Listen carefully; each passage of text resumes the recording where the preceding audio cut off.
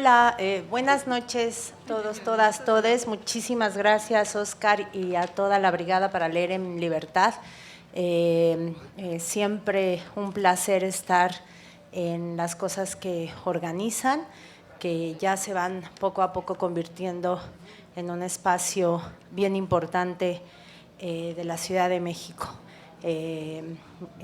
Dice nuestra querida amiga Paula Mónaco, la feria más bonita son las que organiza la Brigada, porque son ferias horizontales, de plática, no de farándula, y bueno, así que recontentas de estar acá. Como decía Oscar, nosotras semana con semana hacemos la Mesa Roja, la pueden seguir por el canal de Pie de Página en YouTube. Y bueno, pues el esfuerzo es esto, ¿no? O sea, como traer temas a discusión e intentar, estudiándole mucho, pues acercar temas al debate público y intentar que el debate público sea un poquito mejor que lo que se da en los medios corporativos y tradicionales y en las múltiples mesas de señoras que abundan de señoros que abundan de aquí por allá. Entonces, bueno, el tema que quisimos traer hoy acá a la plaza pública es uno que compete a todos, a todas, a todes, que tiene que ver con la jornada laboral. Habrán visto que ya desde hace algunos meses, pero de manera muy importante las últimas semanas, pues los medios y las redes han reportado lo que ha estado sucediendo en el debate legislativo y en algunas manifestaciones a raíz de la iniciativa que ya en el periodo pasado legislativo presentó la bancada de Morena con la propuesta de reducir la jornada laboral. En el legislativo pues se han dado muchas vueltas. En septiembre pasado la Junta de Coordinación Política la mandó al formato del Parlamento abierto para hacerse de opiniones expertas y voces diversas al respecto, y en octubre pasado se dio este Parlamento abierto y ahorita pues el Congreso lo acaba de volver a batear para procesar todo lo que salió en el Parlamento abierto hasta marzo del 24. La iniciativa que está a discusión impacta al artículo 123 constitucional, que es el que regula el trabajo. Actualmente y desde 1917 el artículo contempla que la jornada máxima diaria de trabajo es de 8 horas y que por cada 6 días de trabajo habrá de haber un día de descanso. Y eso pues suman 48 horas a la semana. La iniciativa lo que propone es que se mantenga la duración de la jornada diaria en 8 horas, pero que se establezca que por cada 5 días de trabajo haya al menos 2 días de descanso pagado, ¿no? Lo que reduce en 8 horas la jornada laboral. Y entonces esta reforma pues se conjunta con un paquete de reformas que se han venido implementando en la actual administración, en la administración de la así llamada Cuarta Transformación, que intentan impactar favorablemente a los derechos laborales. Cuando menos, pues otras dos saltan, ¿no? El aumento ya en 6 ocasiones al salario mínimo, que lo ha llevado a subir de 88 pesos que estaba a inicios de sexenio a 249 pesos hace poquito con el último aumento, y en enero pasado la reforma que establece en 12 días el mínimo de vacaciones pagadas al año, ¿no? Entonces, en este paquete de vacaciones pagadas, aumento al salario mínimo y ahora reducción de la jornada laboral, pues están algunos de los proyectos legislativos que la actual administración ha intentado llevar a cabo, no sin resistencia. Para empezar con la reflexión, pues avanzo nada más algunos datos. Según datos de la OCDE, México está entre los 5 países del mundo en los que se trabaja más. está en segundo lugar, superado solo por Colombia. Y si hacemos como la división del promedio de lo que se trabaja al año, pues salimos con que los mexicanos trabajamos más o menos 6 horas diarias sin descansar ningún día al año. En primer lugar está Colombia, en segundo, repito, México, y nos sigue Costa Rica, Chile y Corea. Y estamos bien lejos de los últimos lugares, que son países todos europeos. Los 5 países en los que se trabaja menos en promedio, pues el menor es Alemania, seguido por Dinamarca, Noruega, Holanda y Suecia. Parecería que entonces en Europa se trabaja menos, pero no es cierto, porque está esa otra Europa, la Europa del Sur. Grecia es el 6º país en el que más se labora, y recientemente es el 7º país, perdón, y recientemente se presentó una iniciativa que la movilización de los trabajadores logró frenar, pero en la que se contemplaba una jornada laboral de hasta 13 horas diarias con solo un día de descanso, lo que retrocedería a Grecia a niveles como decimonómicos en términos de jornada laborales.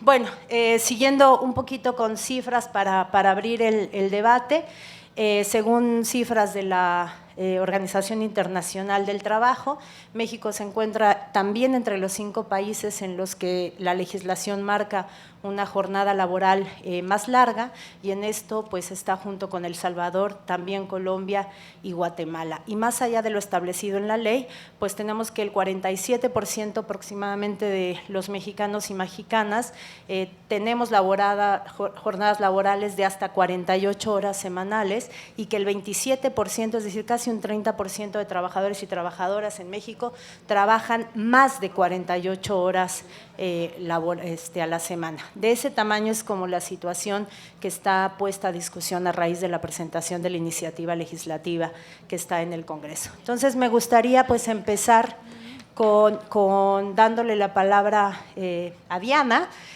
intentando como empezar con un panorama general que nos permita entender por qué el debate sobre la jornada laboral es un debate central, porque ahí se juega algo fundamental, y no de ahorita, sino si nos ponemos a ver la historia, pues desde el siglo XVIII, XIX, es decir, la lucha por la jornada laboral empezó con el capitalismo mismo, apenas se asentó el capitalismo y empezó la lucha por la reducción de la jornada laboral. En algunos países las primeras luchas obreras tuvieron que ver justo con eso, de reducirla de las 15, 18 horas que contemplaba pues a unas 10, 12 horas. Ya la primera internacional tuvo una de sus principales demandas, la reducción de la jornada laboral a 8 horas, y también en México una de las primeras demandas que congregó al movimiento obrero fue la de la reducción de la jornada laboral, de tal manera que en la Constitución de 1917 ya se plasmaba esta duración, ¿no? Entonces estamos ante un clásico, digamos, o sea, el tema de la jornada laboral es un clásico de la lucha obrera. Entonces me gustaría como empezar pidiéndole a Diana que nos contextúe un poco en la teoría y en la historia esto de por qué la jornada laboral es un terreno central de la disputa política y de la lucha de los pueblos, ¿no? Entonces, pues empecemos por ahí. Mejor me acerco porque no se mueve. Bueno, pues muchas gracias. Es la primera vez que hacemos la Mesa Roja en vivo, con público directo, digamos. Siempre es en vivo, pero estamos en Zoom, y entonces ahí uno se da el lujo de hacer cosas que a lo mejor acá no, como tener las notas y consultarlas repentinamente. Pero ya Tere ha puesto el tema que nos ocupa y que nos interesa particularmente por lo que ella ya misma señalaba. La lucha obrera por la reducción de la jornada de trabajo es una de las luchas más emblemáticas, digamos, de este antagonismo constitutivo de las sociedades capitalistas, que tiene que ver con la confrontación entre los intereses de quienes poseen la riqueza o los medios de producción que la generan y aquel otro grupo, que es el más amplio y al que pertenecemos todas y todos los presentes, sin lugar a dudas, que es el de las y los trabajadores que tienen que vender su fuerza de trabajo para obtener los medios de subsistencia que nos permitan ir llevando la vida, ¿no? Entonces es una de las luchas más emblemáticas, puesto que en el tema de la jornada de trabajo se juega nada más y nada menos que el asunto de la ganancia de los propietarios de los medios de producción, de los capitalistas. Marx, que fue, sin lugar a dudas, que es el gran teórico que explica la explotación en las sociedades contemporáneas, pues nos da cuenta de cómo en el capitalismo la ganancia no se obtiene por tener muchas riquezas nacionales en recursos naturales o por tener muchos caminos o puentes. La riqueza se obtiene del trabajo, pero se obtiene del trabajo no pagado, del trabajo no pago, del tiempo que cada una y cada uno de nosotros cedemos sin saberlo a quienes realmente poseen los medios de producción, y en esa medida, pues entre más se alarga la jornada de trabajo, también se extienden las posibilidades de ganancia de los capitalistas. Por eso es un tema central, porque en el tiempo de trabajo se juega el momento o aquello que permite que nosotros nos hagamos de nuestros medios de subsistencia, pero por otra parte se juega lo que Marx llamó el plus trabajo y en consecuencia la plusvalía. Y hoy por hoy, como hace 2 siglos, los argumentos en contra de la reducción de la jornada de trabajo siguen siendo básicamente los mismos. Entonces, como ahora, lo que se decía era que finalmente reducir la jornada de trabajo iba en detrimento de la ganancia, y tenían razón, ¿no? Pero solo si se piensa en una sociedad en la que la ganancia de la riqueza socialmente constituida se acumula en un pequeño sector de la sociedad y no se distribuye al conjunto de la sociedad. En esa medida, en el siglo XIX, como ahora, lo que se argumentaba era que si se reducía la jornada de trabajo, entonces eso iba a poner en crisis a los capitalistas, que iban a entrar en un colapso, y entonces la sociedad toda no iba a entrar en un periodo de barbarie insufrible e increíble. Bueno, eso decían en el siglo XVIII, cuando la jornada de trabajo era de 16 horas o 18 horas, ¿no? Es decir, y cuando se baja la jornada de trabajo, primero se baja a 12, y en la heroica y, digamos, reconocida fecha como la más importante batalla ganada por la clase obrera en torno a este tema, que fue en 1848, el 1 de mayo, la jornada se redujo a 10 horas. Y para entonces, claro, los capitalistas, entonces como ahora, pues se les ponían los pelos de punta diciendo, no, pero vamos a quebrar todos y nos vamos a ir la sociedad toda al carajo. Y no, pues no se fue al carajo, por supuesto. Lo que sucede es que eso obliga a que haya una necesaria redistribución de la riqueza. Ahora, ¿cuál es esta historia de manera sucinta para tenerla en consideración, ¿no? Decía Marx en El Capital, en el célebre capítulo 8, donde hace una historia precisamente del tema de la jornada de trabajo y además de la historia de la lucha por la misma, dice ahí, lo cito rápidamente: la fijación de una jornada laboral normal es el resultado de una lucha multisecular entre el capitalista y el obrero, es decir, es una lucha que ha trascendido el tiempo y que sigue estando absolutamente vigente. ¿Y qué querría decir eso de una lucha o de una jornada más o menos normal? Ya desde el siglo XIV se fijó en Europa el primer intento de legalizar el trabajo, o sea, de normar el trabajo, de que hubiera cuántos días a la semana, cuántas horas, ponerle límites a la jornada de trabajo, porque fíjense ustedes que Marx describe muy bien cómo es que en el inicio, en los orígenes del capitalismo, el capitalismo sigue una estrategia ya probada, digamos, en las sociedades precapitalistas para explotar y obtener riqueza de las y los trabajadores. Y esa estrategia probada es hacernos trabajar muchas horas. Es decir, si quieres obtener una buena ganancia y estos trabajan en lugar de 8, pues que trabajen 10, que trabajen 12, que trabajen 14.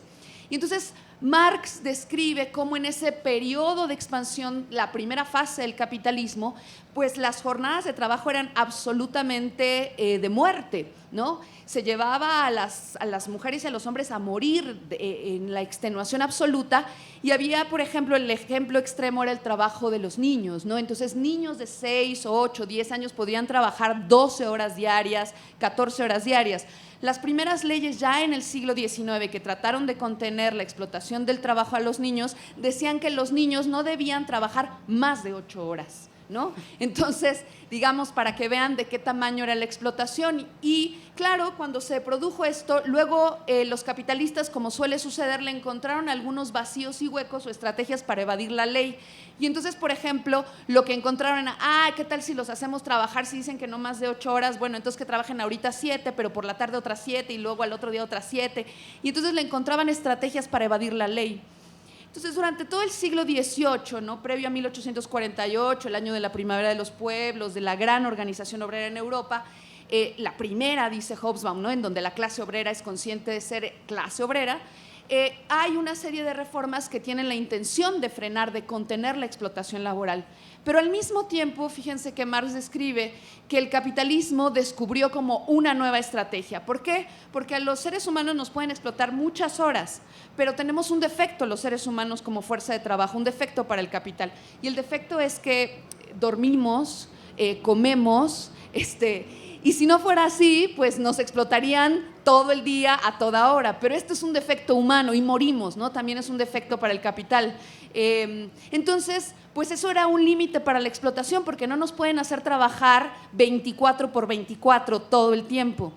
Y entonces, para que la tasa de ganancia se incrementara, ya no se podía seguir explotando a los trabajadores en estas jornadas extenuantes, y lo que sucedió históricamente es que el capitalismo se recompuso, y lo que se descubrió es que con una reorquestación interna del trabajo y gracias a las innovaciones tecnológicas, pues tú puedes tener a trabajadores durante 8, 10 horas, pero lograr que esas 10 horas sean absolutamente efectivas. Es decir, ¿no? Que el tiempo es dinero, y extender la tasa de explotación y la tasa de plusvalor a partir de esa reestructuración del proceso productivo. Entonces dice Marx, claro, pero entonces uno supondría, si las innovaciones tecnológicas permiten que haya más producción en menos tiempo, pues tendríamos que tener más tiempo libre, ¿no? Entonces ahora sí ya deberían dejarnos ir a nuestra casa temprano. Y por supuesto que no. Lo que sucedió es que con todo y estas innovaciones, las jornadas de trabajo siguieron siendo muy largas. Y por lo tanto, cuando Marx escribe en ese capítulo del Capital, como tantos otros historiadores, la lucha por la jornada de trabajo de la clase obrera en el siglo XIX, lo que demuestra es que la clase obrera, particularmente la inglesa, que es donde finalmente sirve de laboratorio experimental en un primer momento, lo que pasa es que la clase obrera le arrebata a los capitalistas la jornada de trabajo en una lucha muy, muy feroz y muy cruenta por otra parte, ¿no? Entonces, bueno, por eso es que la serie de cambios que se dieron en el orden del trabajo en beneficio de las y los trabajadores han sido el producto de la lucha organizada de los mismos, nunca han sido una concesión del capital. Y lo mismo podemos decir no solo para ese periodo, ¿no?, en el que se asentó eso, sino lo que vino también después, ¿no? Después de 1848, el 1 de mayo, donde se establece como definitiva la jornada de trabajo de 10 horas, para 1915 es cuando se fija, ya nos decía Tere, finalmente la jornada de trabajo de 8 horas, y no se hace en un país central, no se hace en un país altamente industrializado, sino en Uruguay, en América Latina. Y ahí en la ley, que lo que se conoce como la ley del trabajo obrero, se finca la jornada de trabajo de 8 horas por primera vez en la historia moderna. Después, por supuesto, esto se replicaría ya en la Unión Soviética después de la Revolución Bolchevique en 1917, y por supuesto en la Constitución de avanzada de nuestro país también del 17, en el 123, que ya mencionaba Tere, y que es el que ha sido modificado tantas veces y sobre el que ahora se piensa esta reciente reforma, ¿no? Y en esta larguísima historia de la lucha de las y los trabajadores, podríamos reconocer además lo que ha sucedido en el que llamamos y conocemos como el periodo neoliberal, ¿no? Porque ahí lo que se hizo fue promover la desregulación del trabajo, es decir, quítenle normas a los grandes capitalistas para que puedan otra vez movilizar de alguna manera su lógica productiva sin que las leyes en favor de los trabajadores se los impidan. Esa fue una, ¿no? La flexibilización laboral, entre ellas la jornada de trabajo, los días laborables, lo que todos y todas sabemos, que nos hagan trabajar horas extras no pagadas, en fin, todo esto. Y otra que Marx consideraba como la forma más cruenta de la explotación capitalista, que es el trabajo a destajo. Porque en última instancia esa ni siquiera goza del amparo que podría tener el salario y la protección que nos da los derechos laborales, ¿no? Y finalmente, pues cerrar con una idea que me parece importante en torno al tema que teníamos hoy. El cuñado de Marx, Paul Lafargue, escribió un maravilloso libro que se llama El derecho a la pereza, ¿no? Y solo con esto cerrar para jugar este pimponeo con el clásico Marx y con la idea de que tenemos derecho a una jornada de trabajo que nos dé tiempo para el ocio y que nos dé tiempo para hacer un poco lo que se nos dé la gana también, que no es el privilegio, ahora sí, simple y sencillamente de los grandes ricos, de los grandes poseedores de los medios de producción. Y dice Paul Lafargue, dice: la clase trabajadora en su ingenuidad y buena fe se ha dejado adoctrinar y se ha arrojado ciegamente con su impetuosidad nativa al trabajo y a la abstinencia. Un poco la idea esta de que trabajar nos enaltece, es honorable, y entre más uno trabaja, mayor reconocimiento social. Y dice Paul Lafargue, nos hemos entregado a esa idea, ¿no?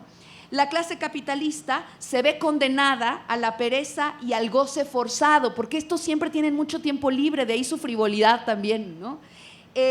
A la improductibilidad y al plus consumo. Pero si el trabajo de bestia aniquila con su carne y atenaza los nervios, el exceso de consumo no es menos fecundo en sufrimientos también para la burguesía. Entonces estamos en una sociedad en la que el trabajo y el goce y el disfrute están en una tensión en la que son en exceso frivolidad para unos, mientras que para otros se vuelven algo prácticamente inalcanzable. Y ya.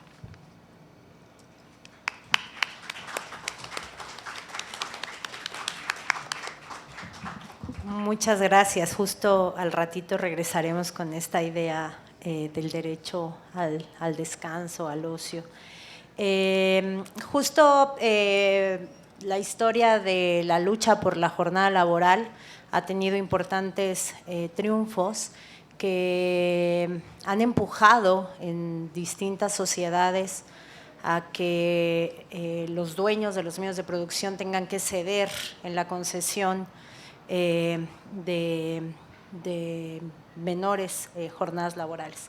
Al respecto, hay experiencias recientes que nos demuestran que en realidad de reducirse a 40 horas en nuestro país, pues todavía nos mantendría bastante lejos del escenario al que se ha logrado llegar en algunas otras sociedades. Para poner algunos ejemplos nada más, muy recientemente, quizás lo monitorearon en medios, en el 2022, en Francia entró una regulación laboral que implica una jornada laboral de 35 horas semanales, obligatoria para todo empleador. Lo que la acerca a cosas que ya sucedían en Dinamarca con una jornada laboral de 37 o en Suiza con 35 horas también. En América Latina, desde 1997, en Ecuador, por ejemplo, ya hay una jornada laboral de 40 horas y en abril pasado, quizá también lo estuvieron revisando, se aprobó una reducción paulatina de la jornada laboral desde 48 a 40 horas laborales. Entonces eso nos hace preguntarnos pues qué pasa en México, ¿no? ¿Por qué nos está costando tanto trabajo? Y con eso un poco le quisiera pasar la voz a Gabriela para que pensemos juntos pues la especificidad del caso mexicano, ¿no? Por un lado, pues la realidad aplastante del empleo informal, lo cual deja a parte importantísima de los y las trabajadoras por fuera del amparo de lo que se conquiste en en la Ley Federal del Trabajo y en el 123 constitucional, una condición, la de la informalidad, que pues agrupa a casi la mitad de quienes en nuestro país trabajan por un salario, ¿no? Pero no solo eso, sino también pues en el país del empresariado que tenemos. Hace muy poquito, en ocasión de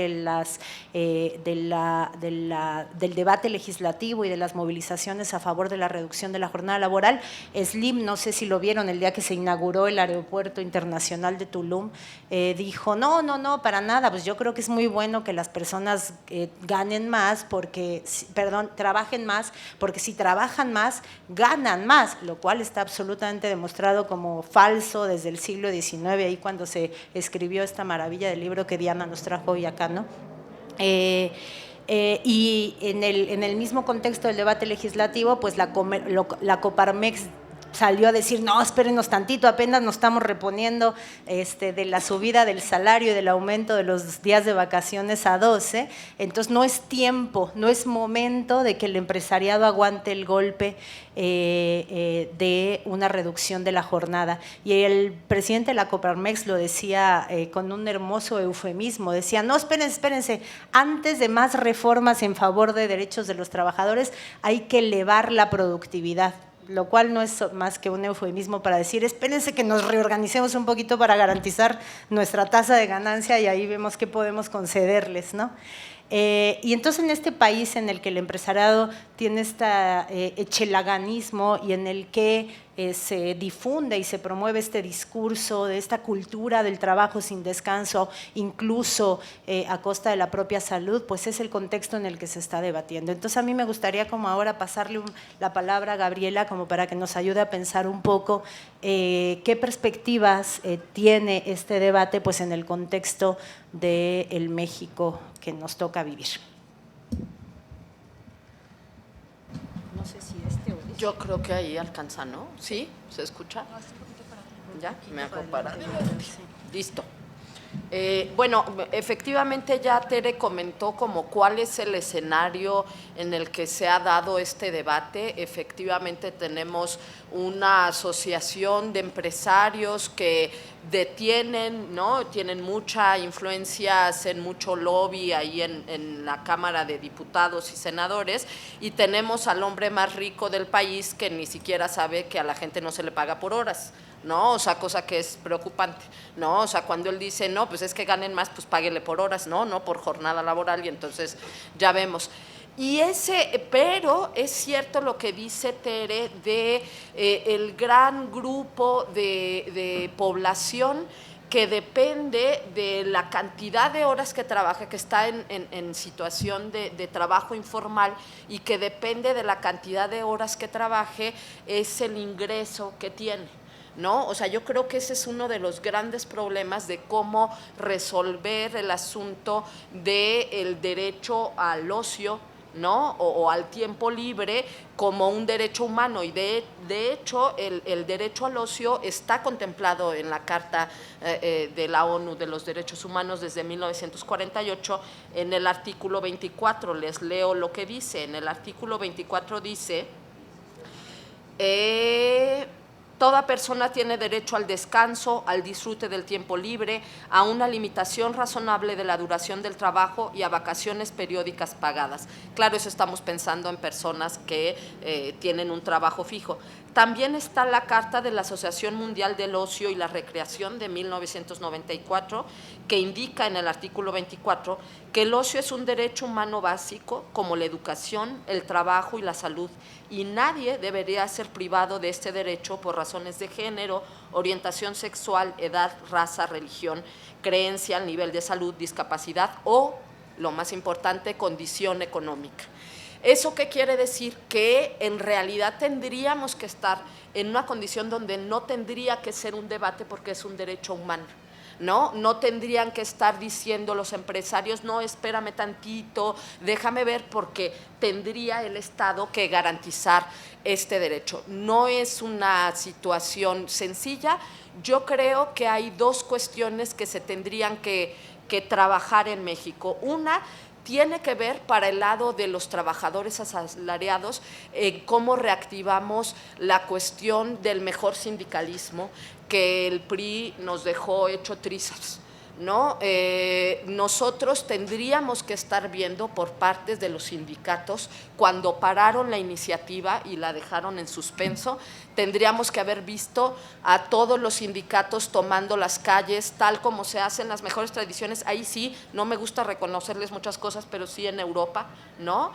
Los sindicatos europeos son muy potentes para defender y para haber logrado estas jornadas mucho más favorables, ¿no? Y aquí lo que vemos y lo que tenemos es sindicatos que funcionan muchas veces para el patrón o que funcionan para líderes sindicales añejos que se han hecho ricos con el trabajo de sus agremiados. Entonces, un gran reto que tenemos en el país, lo vimos nosotras en la universidad, cómo no bastan reformas a la ley del trabajo, que las hay ya para democratizar el sindicato, para votar si uno quiere seguir con ese sindicato, y la dinámica es muy fuerte para continuar con lo que ya tenemos. Esa es, por un lado, desde el lado de los trabajadores asalariados, ¿no? Pero la otra y el gran reto es cómo le hacemos para la gente que efectivamente, y como les decía, depende de la cantidad de horas de trabajo el ingreso que tiene. Y yo creo, también porque en ese ámbito me desempeño, que la educación tiene mucho que hacer para mostrar que el ocio es parte del desarrollo, ¿no? Y es parte del desarrollo individual, pero también colectivo. Seguramente también por eso tienen tanto miedo los patrones a que la gente tenga más tiempo libre, porque cuando tenemos más tiempo libre nos organizamos también, ¿no? No es solamente un tiempo perdido, que eso tiene que ver con, por supuesto, toda la ética protestante, pero la idea del ocio viene desde los griegos. Desde los griegos se pensaba, había una palabra, ahorita les digo, aquí traigo mis notitas, permítanme, porque me fui muy adelante y se me fueron mis notas. Pero, estás regresando a los griegos. Pues, exacto, imagínense cuánto tardo, ¿no? El término se llamaba escolé, que era un tiempo de contemplación, ¿no? Era, por supuesto, para la gente que no trabajaba en la sociedad griega, que era bastante jerarquizada, ustedes lo saben, pero no era un tiempo perdido. En la Edad Media también se creía que había un tiempo digamos, libre, que era una marca de nivel social y de estatus, ¿no? Quienes podían tener tiempo libre eran quienes tenían mayor estatus, y es por supuesto, con toda la reforma calvinista y la ética protestante que se instaura, en donde se asocia el tiempo libre con ocio en el sentido negativo, ¿no? De pérdida de tiempo ligado a la productividad, y donde el trabajo se convierte en el eje sobre el que giran otros tiempos sociales, porque hay tiempos de cuidados que no son tiempos de ocio, y se confunden muchas veces las horas de cuidados de las mujeres con tiempos de ocio, y los tiempos que tendrían que ser estos tiempos lúdicos, recreativos, para la contemplación, pero también para la organización social. Desde una perspectiva psicológica y de la pedagogía social, lo que se busca es justamente educar y educarnos en estos tiempos de en y para el ocio, en el mejor sentido. Dice una autora, Ana Goitia, dice, el ocio, ¿no? Dice, el ocio no se tiene, ni se gasta, ni se consume. El ocio se vive, ¿no? Eso es lo que tendríamos que entender, no es perder o ganar tiempo dentro de esta lógica del consumo. Y entonces es cómo nos educamos para entender que estos tiempos son valiosos, son necesarios tanto para la salud individual, pero también para la salud colectiva, para organizarnos comunitariamente, para saber qué cosas necesitamos, cómo las obtenemos más allá de lo que nos pueda ofrecer el trabajo pago, ¿no? Y uno de los grandes retos también que tiene la pedagogía social es cómo hacemos que este espacio de tiempo libre de ocio no sea un espacio consumista, Por ejemplo, este espacio en el que tenemos de las sillas para acá, sería como esta idea de cómo nos encontramos, cómo compartimos ideas, etcétera, pero está asociado, y no es crítica, ¿no? Digo, yo soy una compradora compulsiva de libros, pero si se fijan, siempre le asociamos esta cuestión también de un espacio en el que salimos también a comprar cosas. Y ahí el problema de eso, incluso cuando decimos vamos con los niños al parque, pero hay que ver si tenemos dinero para que se suban al caballo y a las ruedas de la fortuna, etcétera, entonces eso vuelve a estar condicionado y vuelve a estar ligado con niveles socioeconómicos. Entonces lo que tendríamos que lograr son educar y educarnos en espacios de ocio en donde el nivel socioeconómico no sea una limitante para poder gozar de esos espacios, y entonces tendríamos que encontrar esos espacios en donde no haya consumo, ¿no? Sino que haya este encuentro, esta plática, yo preparo el lunch y me lo llevo para compartir y intercambiamos cosas, etcétera, ¿no? De comida, ¿no? Entonces, bueno, yo creo que esa es, digamos, como un trabajo que podríamos seguir en el país, ¿no? Tendríamos que estar exigiendo a nuestros representantes, decirles, no es una discusión para mañana, es un derecho humano que tú tienes que garantizar. Y por otro lado, para las personas que no dependen de un patrón y de un trabajo asalariado, pues también ver cómo estos espacios constituyen espacios de desarrollo, porque el único desarrollo no es el desarrollo económico, ¿no? Ahí tendríamos que librarnos de esta idea del echeleganismo, ¿no? Y yo lo dejaría por ahí.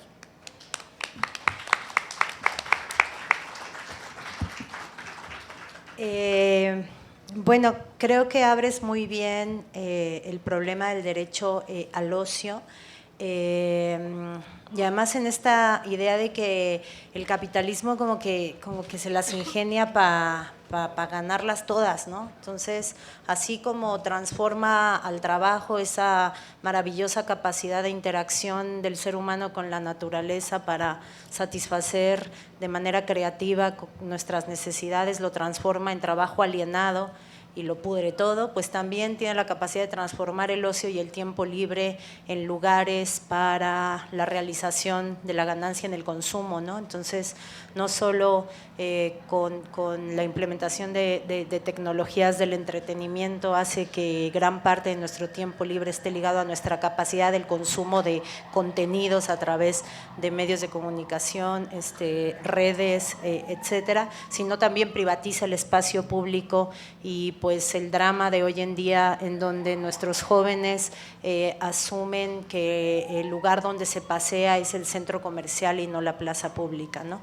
Entonces, bueno, creo que el otro gran capítulo de que los derechos laborales también tienen que ver con el derecho al tiempo libre y el derecho al descanso.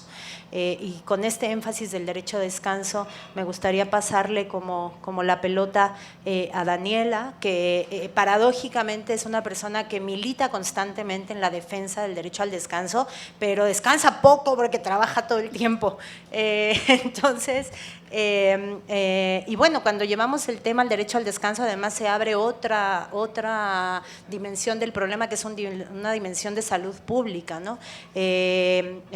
Según la Organización Internacional del Trabajo y la Organización Mundial de la Salud, en el mundo mueren cada año casi 2 millones de personas asociadas o por causas de algo que podemos llamar enfermedades del trabajo.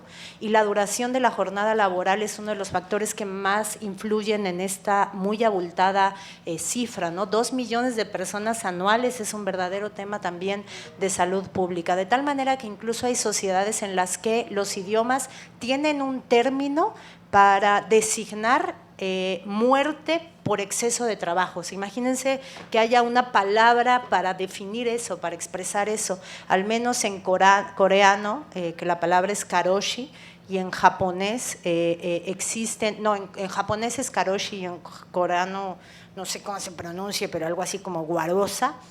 Hay palabras, vocablos que expresan muerte por exceso de trabajo, ¿no?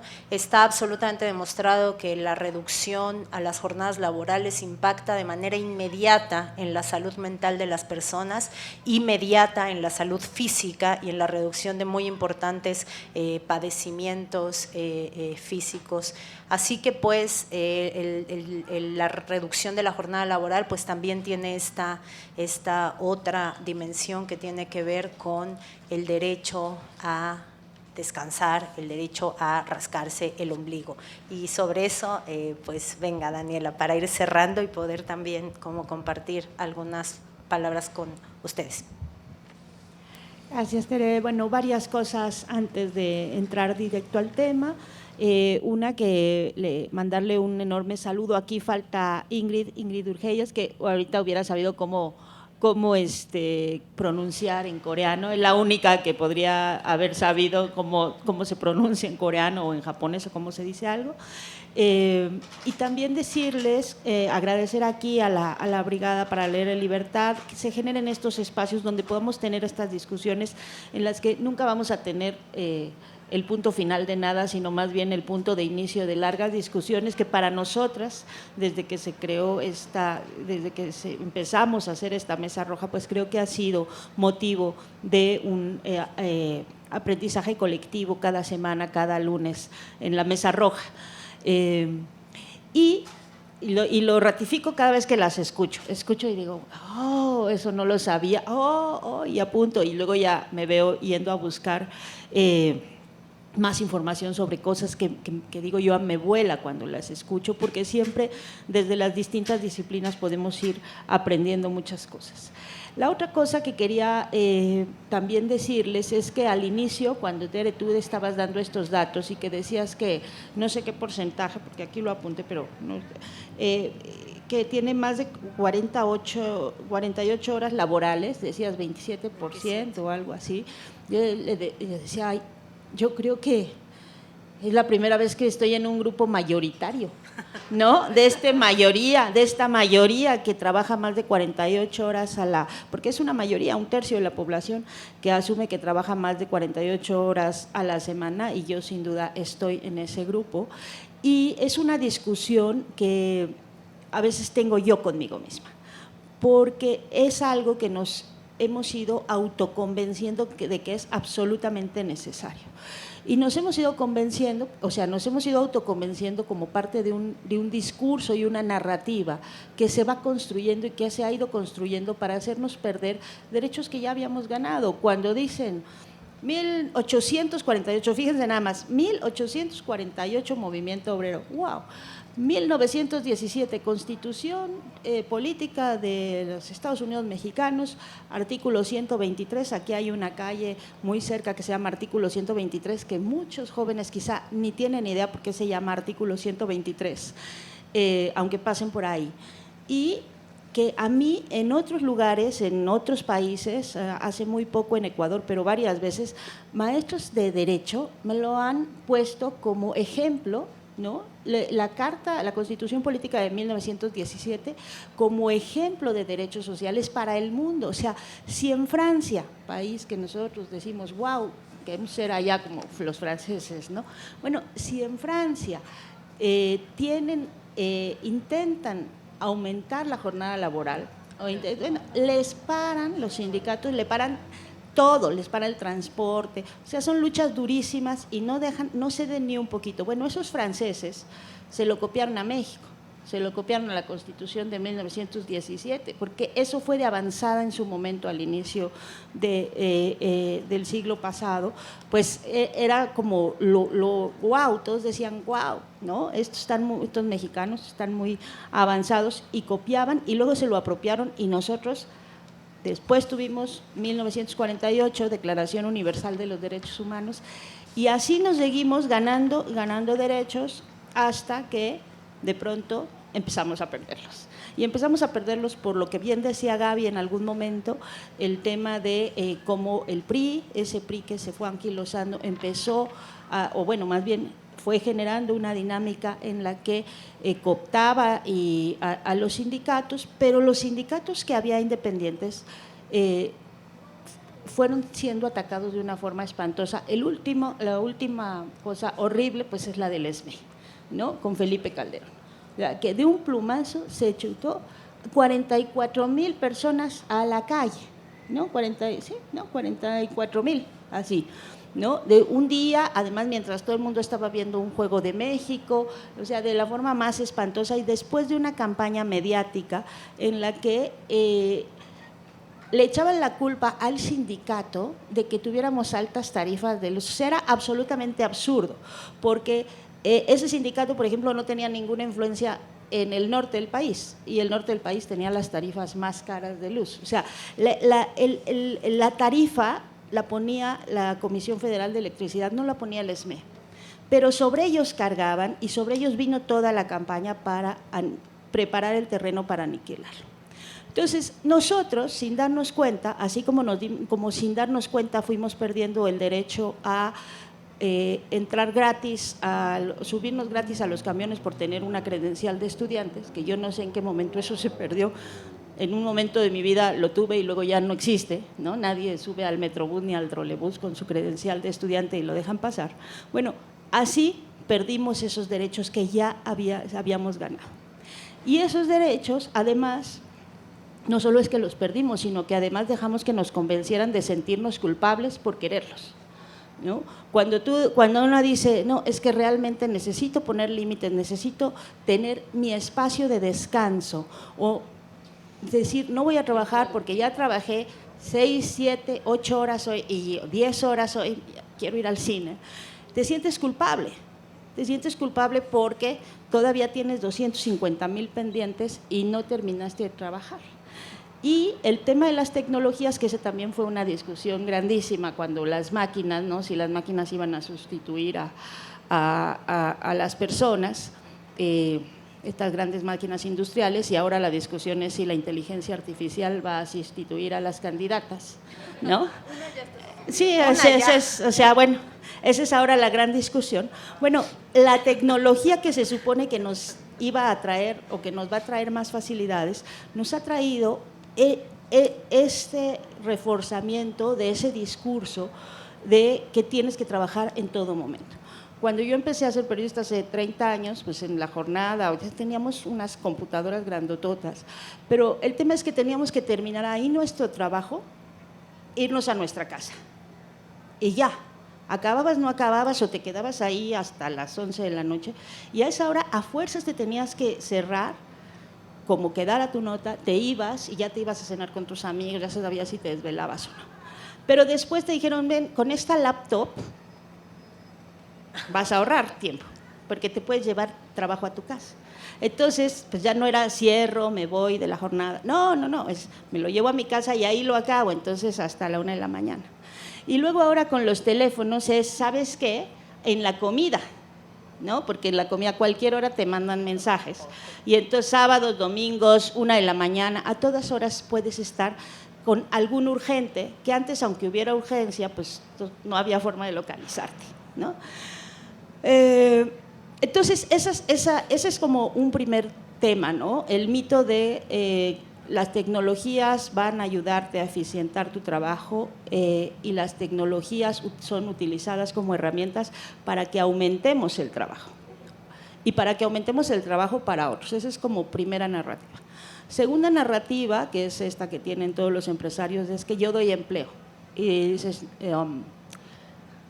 sí, no, yo te doy trabajo, sí, muy bien, no, pero tú te haces rico, o sea, tú tienes una ganancia con todo el trabajo explotado que tienes, ¿no? Entonces, si de pronto un día no hubiera trabajadores, pues tú no tendrías esa ganancia.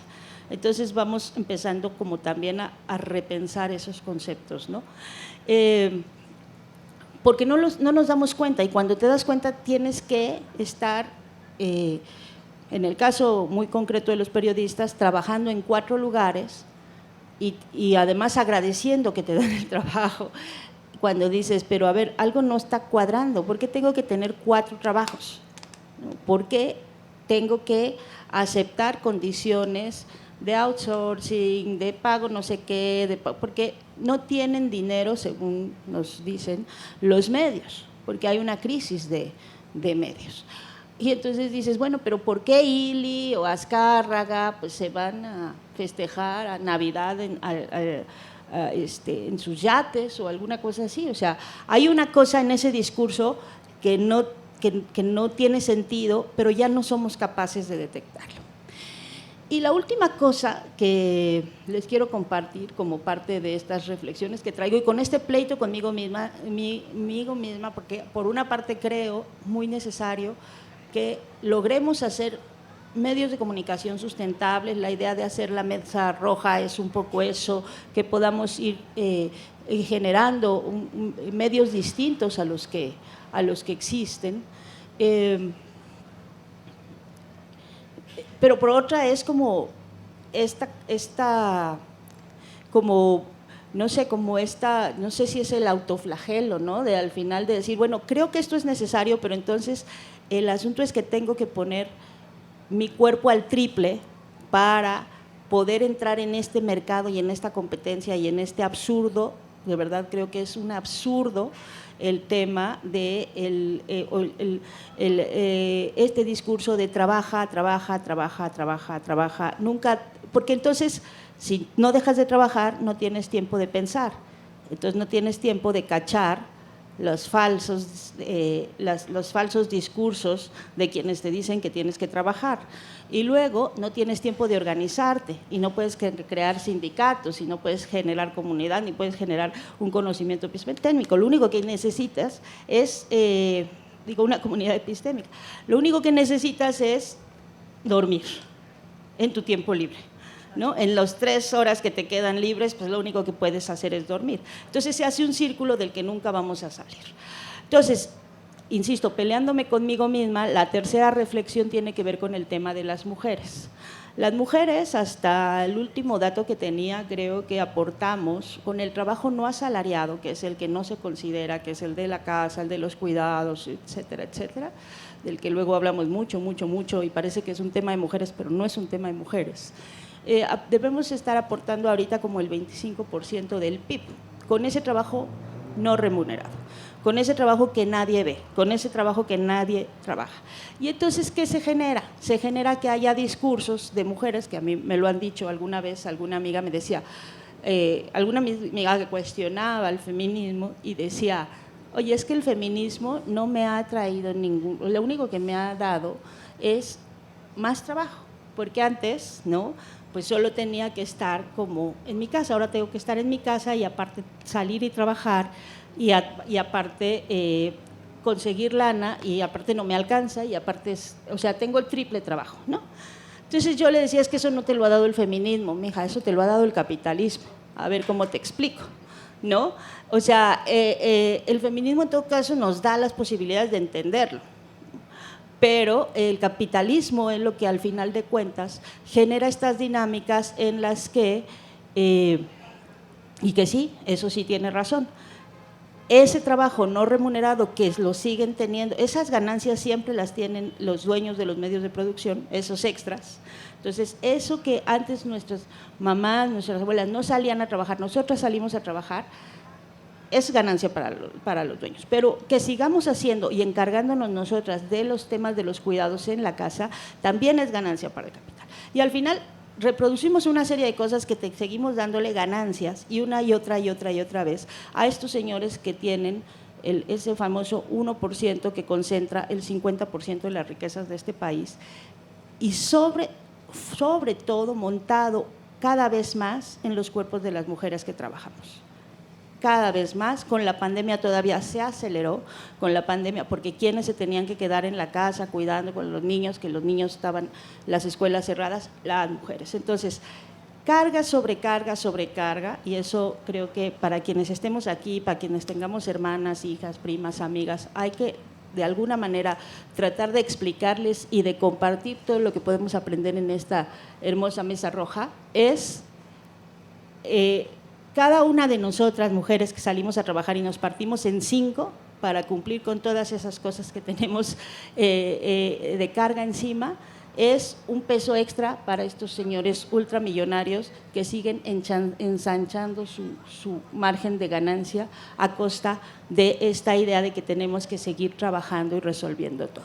Y hasta ahí me quedo, porque si no voy a terminar en el psicólogo en lugar de aquí disfrutando de la mesa, ¿verdad? Pero bueno, hasta ahí vamos. Muchas gracias, Daniela. Aprovechando que hoy es un día muy especial para nosotras en la Mesa Roja, en la que, extrañando mucho a Ingrid, es verdad que anda lejos y por eso no pudo estar aquí, pero le hubiera encantado y le mandamos diferido porque espero que esté dormida en este momento, pero le mandamos todos los amores del mundo. También este día es especial para nosotros porque pues generalmente tenemos ahí el chat que además no lo sabemos ver en tiempo y forma y entonces como que nos distrae así como para escucharles, ¿no? Entonces pues uno de los grandes como aciertos de la Brigada para Leer en Libertad es abrir el foro, no solo como generar espacios más como catedráticos, ¿no? Entonces pues quisiéramos hoy dar chances, si el tiempo lo permite, de que pues gente que venga por acá, sí, acá Oscar sabe, pues que alguien del público si quiere decir algo, compartirnos alguna sapiencia o reflexión al respecto, pregunta, lo que sea, pues lo haga. Así que venga. ¿Se puede, Oscar? Sí, ¿verdad? Sí hay tiempo. Es la última mesa de esta noche, de manera que podemos colgarnos un poquito más, pero seamos breves y para ser democráticos, ¿no? Para permitir que todos hablemos, porque sí tenemos solo media hora más, pero espero que dé tiempo. Si no, yo. Adelante, compañera, por favor, acá para que quede a la posteridad.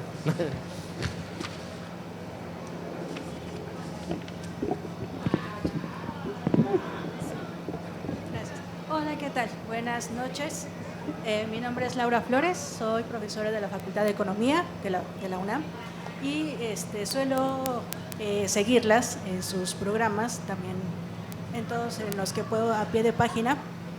Y bueno, aquí los comentarios que me van surgiendo, tengo muchas preguntas, también me surgen algunas otras dudas, pero yo creo que lo comentaron en su momento.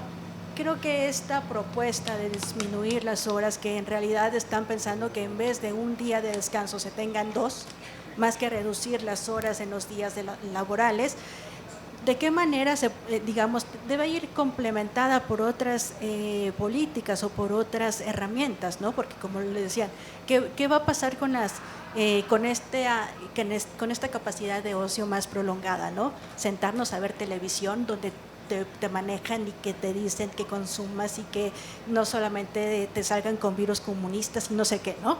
Entonces, ¿qué otra forma de política puede implementarse para precisamente llenar esos huecos que hay, ¿no?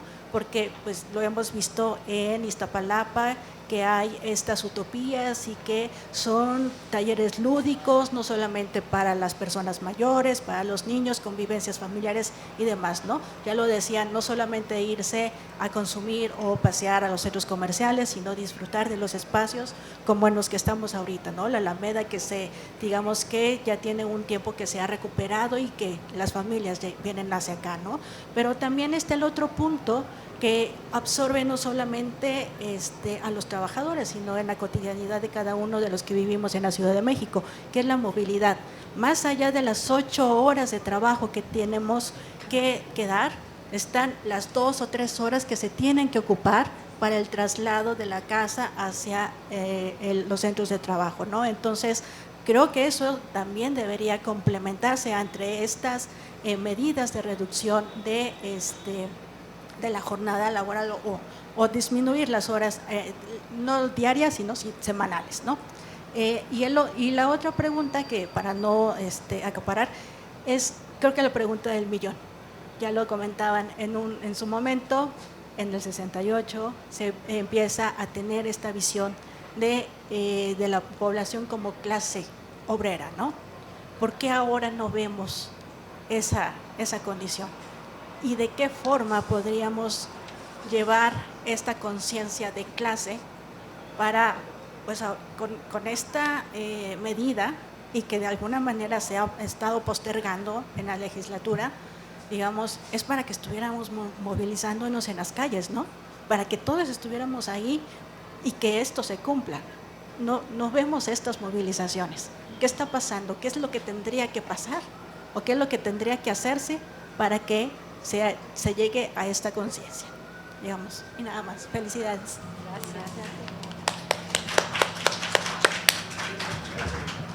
¿Alguien más?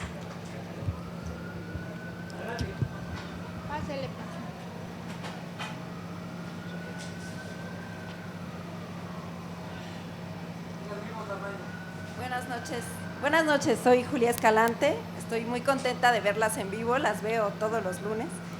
Y yo quería compartir un poco cómo es que efectivamente el tema de la jornada nos tendría que estar movilizando mucho más, ¿no? Cómo es que hablamos, por ejemplo, de los derechos adquiridos, ¿no? de la clase trabajadora. Obviamente fue producto de una lucha de la organización, pero justo con el ESME, ¿no? Se dijo que el sindicato, por todos los derechos adquiridos a través del contrato de trabajo, salía muy caro para la empresa, ¿no? Que era un costo excesivo y que entonces esos derechos se interpretaban para el poder como privilegios. Yo soy trabajadora del Poder Judicial de la Federación y justo es un tema que se ha abordado últimamente, ¿no? O sea, se ha hablado que los derechos que tiene el trabajador y la trabajadora del Poder Judicial de la Federación no son derechos, que son privilegios, pero son también producto de la lucha y de la organización de otros que estuvieron mucho antes, ¿no? Y solamente decir que esto de la jornada de trabajo también es una falacia, porque la realidad es que incluso las 48 horas reglamentarias, ¿no? Hay muchísimas personas trabajadoras, desde obreras, obreros, empleados públicos, empleados privados, que trabajan muchas más horas, ¿no? Incluso que ni siquiera se les reconoce el pago de las horas extras, ¿no? O sea, yo soy administrativa, pero tengo colegas, secretarias, secretarios de juzgado, que entran a trabajar a las 8 de la mañana y salen 10, 11 de la noche, si bien les va, porque cuando es jornada completa son 7 días a la semana que no salen de un juzgado, ¿no? Entonces, así hay muchas personas trabajadoras que incluso en la formalidad están en una condición de precarización, de explotación abrumadora, ¿no? Y lo que ya ustedes comentaban, hay además una buena cantidad de personas que vemos justo aquí en la Alameda, que están en total informalidad y que yo veo a la señora de los chicles a las 11 de la noche con sus 3 niños ahí en la intemperie para ganarse el salario, ¿no? Entonces, sí me molesta muchísimo que incluso no solo Slim o este señor de la Coparmex, sino que Andrés Manuel haya dicho, vamos a ver, vamos a consultar, como si no hubiera habido suficientes consultas, suficientes foros, vamos a pensarlo más, ¿no? Creo que esa declaración nos tendría que haber movilizado mucho más como trabajadoras y trabajadores. Gracias y felicidades.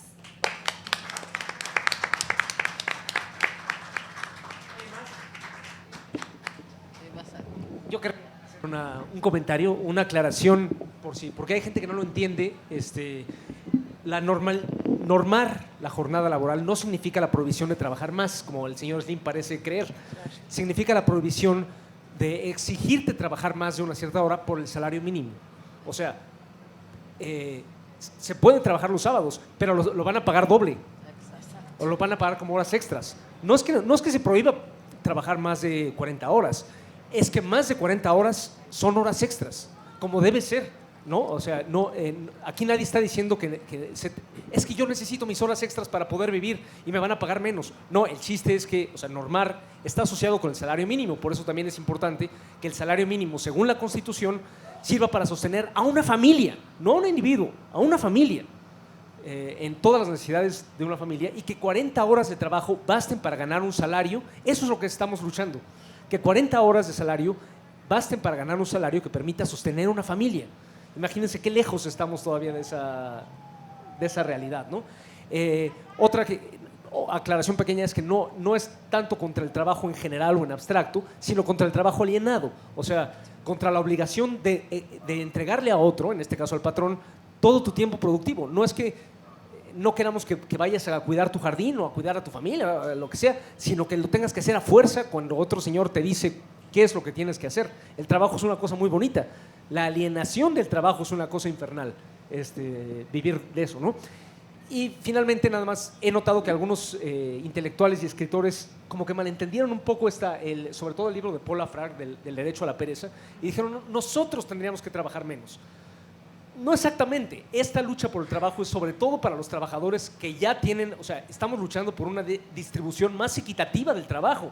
O sea, que los que de por sí trabajan menos, no es para los que de por sí trabajan menos que trabajen todavía menos, sino que se distribuye, que nadie trabaje tantísimo como trabajan la mayoría, ¿no? Pero también es una lucha por una distribución más equitativa del trabajo. Por lo tanto, no es tanto que recomendar a un escritor de, ay, no, mano, no trabajes demasiado.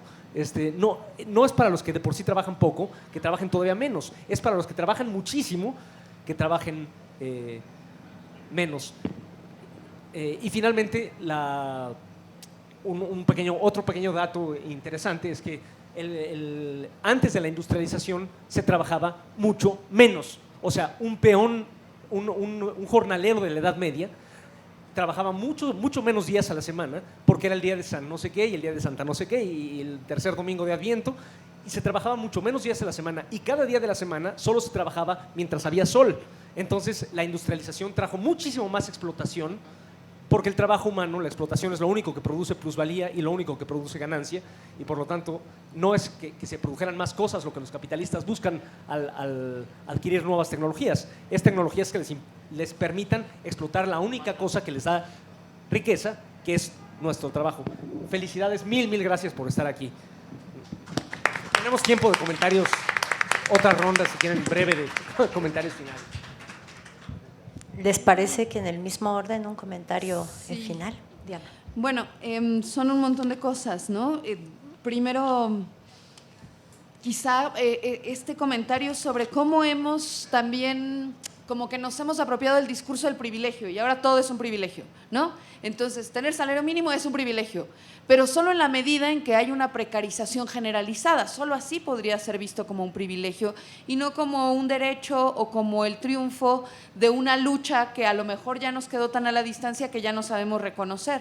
Pero yo recuerdo también la serie de cosas que decían cuando la lucha del SME y todo esto, decían, es que miren lo que ganan y cuántos días de vacaciones tienen. Y claro, a la mirada del nivel de explotación contemporánea, pues uno dice, ¿y yo por qué no tengo vacaciones y ellos sí? Y lo que logran con eso es que en lugar de que nosotros nos veamos lo que tenemos en común con esos trabajadores, que nos confrontemos como trabajadores, que nos veamos como enemigos entre nosotros, cuando en realidad con quien tenemos algo en común es entre nosotros y no precisamente con aquellos que hacen del tiempo de ocio ese sí un privilegio, porque no hicieron nada para ganárselo. Lo tienen de facto, nacen con él y ya, lo ejecutan y lo ejercen. En cambio, todo lo otro sí es parte de aquel grupo social al que pertenecemos, y eso me permite ligarlo con la otra idea de por qué quizá no nos estamos movilizando, porque claro, todo esto se está dando como un debate legislativo absolutamente necesario y que tenemos que ayudar a empujar, pero ciertamente no es el resultado de la movilización de los y las trabajadores, y eso sí también es un síntoma, ¿no?, de algo muy importante, porque significa que seguimos como en esa ola temporal ya tan larga en la que seguimos sin vernos como trabajadores. Fue todo un trabajo de operación ideológica y de lucha y de represión efectiva el que nos convencieran de que no somos trabajadores, el que nos convencieran de que somos emprendedores, le estamos echando socios, ganas, estamos colaboradores, socios, es decir, toda una serie de conceptos e ideas para diluir diluir el hecho de que somos trabajadores, que tenemos que hacernos de un salario para tener una vida, para hacernos de los medios de nuestra vida. Y también toda una lógica que presupone que hay trabajos de primera, de segunda y de tercera, y entonces hay trabajos de primera que merecen, ¿no?, las cosas que tienen, y los de tercera, pues para qué están ahí, ¿no? Entonces también nos han diluido la conciencia de la colectividad. Por eso sí vale la pena insistir. Claro, contra esto lo que se dice, no, pero el trabajo no es el mismo que en el siglo XIX ni en el siglo XX. Vean, ahora están los celulares, las computadoras, y entonces ya nada tenemos que ver con el trabajador industrial. ¿Qué vamos a tener que ver con esos? Y la realidad es que tenemos mucho que ver, porque en última instancia nosotros trabajamos por un salario. Y justo como decía Óscar, el tema es distribuir la riqueza y distribuir el trabajo. O sea, que todos trabajemos menos, incluso en los trabajos que parezcan más duros, ¿no? Como el trabajo de un obrero, de una obrera. No es un trabajo sencillo, físicamente difícil, complicado. Pero ¿qué pasaría si a ese trabajo solo vas 3 horas? ¿Sí? La diferencia vital de ir a ese trabajo, que puede ser muy duro físicamente, es absoluta, es total. O vas menos veces a la semana y obtienes ese mismo salario, y me lleva al otro punto, que implicaría también que aquí lo que tenemos que crear es una visión de mundo integral, de cómo les arrancamos también lo que han hecho y lo que nos han vendido como las actividades que deberíamos desarrollar en el tiempo del ocio, ¿no? El tiempo del ocio ha sido también enajenado, y entonces se nos ha también difundido este estilo de vida en el que se presupone que el tiempo libre es el tiempo del consumo, y esta proyección del American Way of Life, del estilo de vida americano para la clase media, que entonces si tienes tiempo libre es para irte a meter, ni siquiera comprar, porque a veces ni tienes dinero, es para ir a ver, ¿no? Y crearte un anhelo, un deseo. Entonces también tenemos que arrebatar y pelear por una visión integral que contemple que estar en nuestras casas y cocinar es trabajo, pero que también lo podemos hacer con gusto y con placer, y que cuidar a nuestros hijos y cuidar a nuestros ancianos también es trabajo, pero que lo hacemos, es un tiempo que donamos, que damos de nosotros para construir nuestra colectividad, y eso también pasa por el tiempo del ocio. Y todo eso entonces implica el derecho a no hacer 2 horas al trabajo, el derecho al espacio público. Entonces yo creería que todo esto implica una perspectiva integral, ¿no? Que no están disociados, y que entonces lo que tenemos que pugnar es por crear esa otra perspectiva de sociedad por la que podemos luchar, y que también nos han arrebatado. O sea, ya no nos creemos trabajadores, ya no nos creemos que podemos combatir abiertamente eso que se llama capitalismo, ¿no? Y que tenemos que ponerlo en la mira y decir, es contra esto, ¿no? Por lo tanto, tenemos toda una batalla muy fuerte que pasa por muchas mediaciones.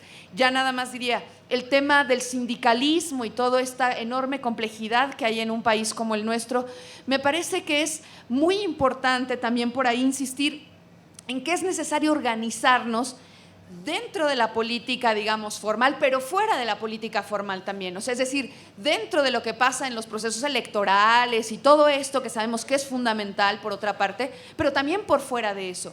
Que nuestras luchas se diversifiquen, se pluralicen, y también que luchemos por ahí en el lugar en el que estamos. No podemos luchar a veces por luchas que no son nuestras, ¿no? Tenemos que luchar ahí donde nosotros nos desenvolvemos, donde estamos en el día a día, y en esa mirada, entonces, como ir abriendo nuestros propios espacios, porque, ahora sí juro que por último, lo interesante de los argumentos con los que siempre se combate esto de la jornada de trabajo es un poco lo mismo, ¿no? Como, no, pero nos van a hacer colapsar. La realidad es que se produce tal cantidad de riqueza en el presente, como decía un poco Óscar, ¿no? Un campesino, ¿no? Un trabajador del campo antes del capitalismo trabajaba menos, pero además en esa época la acumulación de riqueza colectiva, social, también era menor. Hoy se produce socialmente tal cantidad de riqueza que daría para que toda la gente viviera más o menos como vivimos nosotros. Toda, o sea, que no hubiera hambruna, que no hubiera gente desposeída ni condenada a morir en la más absoluta miseria. ¿Por qué? Porque si casi el 90% de la riqueza la tiene el 1% de la población, si esa riqueza se distribuyera de manera equitativa, porque la producimos todos con nuestro trabajo colectivo, entonces, en esa misma medida, pues el estilo de vida de todos sería más o menos el que conocemos. No perderíamos nosotros mucho, los que pierden son aquellos, por supuesto. Bueno, muchas gracias. Gaby. Bueno, sobre estas cuestiones que plantearon, yo les recomiendo, siempre hacemos recomendaciones que se acerquen como a los autores, las autoras que están desarrollando todas estas propuestas desde la pedagogía social, de educación en y para el ocio, porque justamente lo que plantean es que en esos espacios hay procesos de humanización y que el ocio es un espacio con valor en sí mismo. Y efectivamente, cuando decimos ocio, nuestra sociedad nos hace pensar en alguien sentado sin hacer nada, que, como les dije, los griegos valoraban también el estar pensando sentado sin aparentemente hacer nada. Generalmente hacemos algo, estamos pensando, estamos reflexionando y demás, pero no son las únicas formas de transitar estos espacios. O sea, ni tampoco es, por ejemplo, lo que decía la compañera, bueno, no la vamos a pasar consumiendo medios. Bueno, también hay un valor en eso, pensemos el espacio que nos damos para ver películas, ¿no? Y lo que eso nos hace reflexionar, pero hay otro que es muy importante y lo mencionaba Óscar, que es pensar que esos espacios los podamos destinar para el desarrollo colectivo. Pensemos en la idea del tequio. El tequio es justamente estos espacios fuera del trabajo pagado que dedicamos a la colectividad y en el que juntos hacemos cosas para el bien de la comunidad, ¿no? O pensemos a la gente que realmente encuentra belleza, satisfacción y demás en hacer su jardín, por ejemplo. O sea, todo eso yo creo que tenemos que repensarlo, revalorarlo, que son espacios que también tenemos que pedir que se den en la escuela, es decir, que nos eduquen en eso para no estar pensando justamente que el ocio es, como decían las abuelitas, es la madre de todos los vicios. No tiene por qué ser así. Y también en esta apuesta que yo siempre hago por la educación y pensando en la participación que ustedes decían, también tendríamos que reapropiarnos de nuestras propias instituciones. Tenemos un Instituto Nacional Electoral que gasta un dineral para organizar elecciones y es lo único que hace. Pero en realidad ese sería un espacio, digamos, de educación ciudadana y de participación ciudadana, y que no nos han dejado apropiarnos de él, hay que decirlo, y sobre todo en la anterior administración, ¿no? Pero que tenemos que también plantear qué hacemos con esos monstruos que tenemos, que cuestan un dineral, que nos cuestan a nosotros un dineral y que no nos están sirviendo para, por ejemplo, la participación. ¿Cómo hacemos para que esto que yo les mencionaba y que decía Dani, el haber pospuesto la discusión sobre la jornada laboral tendría que habernos lanzado a todos a las calles a parar las ciudades y parar el país hasta que eso no se resolviera, y no fue así. Entonces ahí hay un asunto de educación y de participación ciudadana que estos espacios fomentan, pero estos son espacios informales. Entonces tendríamos que verlo también cómo empujamos a las instituciones a hacerlo, cómo empujamos a las instituciones educativas también a generar estas reflexiones, a generar esta formación, etcétera. Y sobre el asunto de los sindicatos, creo que también necesitamos, por supuesto, aquellos que son de cuello blanco y que sirven solamente para simular que se tienen, reapropiárnoslos, y aquellos, porque yo trabajo en una institución en donde tampoco funcionan, tenemos dos, uno de cuello blanco y otro que tampoco funciona de la mejor manera posible o de la más generosa posible, y tiene que ver con los pactos que se han hecho de quienes se han enriquecido con los sindicatos. Es decir, esas personas han usado los sindicatos para darles, ahí sí tengo que decirlo, como ciertas prebendas a favor de que los sigan enriqueciendo. Y eso hay que decirlo y hay que hablarlo y hay que ponerlo en la mesa de discusión, ¿no? De cómo realmente rearmamos nuestros sindicatos, aquellos que ya funcionan, para que funcionen de la mejor manera posible, lejos de esos pactos en donde el líder daba esas cosas para que lo eligieran eternamente, y tenemos líderes de 30 años que han dado concesiones que no tienen la mayoría, por ejemplo, de otros sindicatos, y ahí tendríamos que ver cuáles son lo que tendría que tener la mayoría y luchar por derechos de las mayorías. Y por otro lado, aquellos que no funcionan, pues que efectivamente sean espacios de representación. Entonces yo diría eso, tenemos mucho trabajo que hacer en cuestiones del sindicalismo. Yo diría, sí, tenemos mucho trabajo que hacer, pero también hay que irnos a descansar, porque es lunes y porque tenemos que tener energía para seguir. Hay que entender esto como carreras de largo aliento, hay que tener también claro y ubicar y tratar de tener los puntos medios, ¿no? Entre sí son batallas dicen por el sentido común, batallas por las narrativas, batallas que hay que dar, pero tenemos que estar fuertes para aguantarlas. Eso es muy importante. Y para eso necesitamos pues tener estos espacios que no nada más es estar tirado en la cama viendo el techo, que también es útil a veces, sino para tener estos espacios. Preguntaba cómo le hacemos, ¿no? Y yo lo que he visto en los últimos años son experiencias bien interesantes, por ejemplo, de mujeres en el Pacífico de Colombia, reivindicando la cocina, reivindicando las terrazas como lugares de acción política, porque en las terrazas, mientras están preparando la cocina y mientras están platicando, están pensando y están diseñando acciones políticas, o estaban haciéndolo, ¿no? Para antes de la elección de Colombia el año pasado. Entonces, ese tipo de cosas, esta mesa, que además ustedes no lo saben, pero la otra semana, que es 25 de diciembre, dejamos el programa grabado. Y entonces, para contarles el origen de la mesa y el origen de la rojillez de cada una. Y de verdad, son conversaciones larguísimas que uno disfrutamos, bueno, yo disfruto enormemente, no tienen nada que ver con trabajo, es más, apago mi teléfono y digo, no veo a nadie porque no me interesan, porque estoy aquí platicando con mis amigas de la Mesa Roja, y estás haciendo una acción política, porque estás definiendo, estás pensando, estás construyendo en colectivo, ¿no? Y esas cosas también son posibles y son necesarias dentro de todo lo que se tendría que hacer integralmente. Lo que decías de la movilidad, también hay que quitarnos a veces culpa, porque de pronto y nos pasaba mucho con el tema de las víctimas. ¿Por qué no está aquí lleno y todos moviendo? Pues porque justo han diseñado un sistema para que uno llegue al límite de sus fuerzas y aparte te tienes que exigir pelear un poco más, ¿no? Por Gaza, por Argentina, por las 40 horas, por todo, y poner el cuerpo siempre.